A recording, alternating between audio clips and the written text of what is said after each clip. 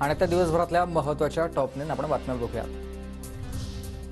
17व्या लोकसभेच्या शेवटच्या भाषणात पंतप्रधान नरेंद्र मोदींचं भावनिक भाषण। 5 वर्षात आपण आपला वेळ राष्ट्रासाठी समर्पित केलाय, त्यामुळे पुन्हा एकदा आपल्या संकल्पनांना महाराष्ट्राच्या आणि राष्ट्राच्या चरणात समर्पित करण्याची ही वेळ आहे। तर देश 17व्या लोकसभेला नक्कीच लक्षात ठेवेल, मोदींचं वक्तव्य। नागरिकत्व सुधारणा कायद्याची अंमलबजावणी आगामी लोकसभा निवडणुकीच्या आधी देशभर केली जाणार आहे। केंद्रीय गृहमंत्री अमित शहा यांची घोषणा।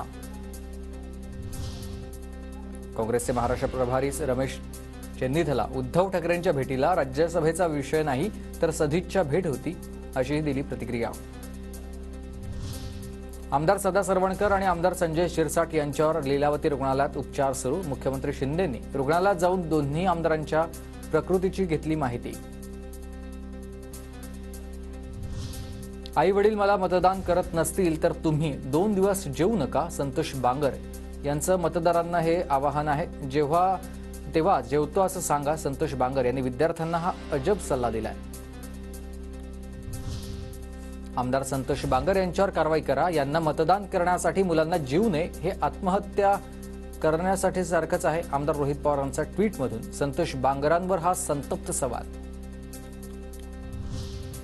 12, 13 आणि 14 फेब्रुवारीला उद्धव ठाकरे छत्रपती संभाजीनगर शिर्डी दौऱ्यावर पदाधिकाऱ्यांशी जनसंवादाच्या माध्यमातून संवाद साधणार। पुण्यात हिंदू महासंघाचं जरांगे आणि भुजबळांविरोधात जागरण गोंधळ आंदोलन। जरांगे आणि भुजबळ समाजाला फसवत असल्याचा आरोप।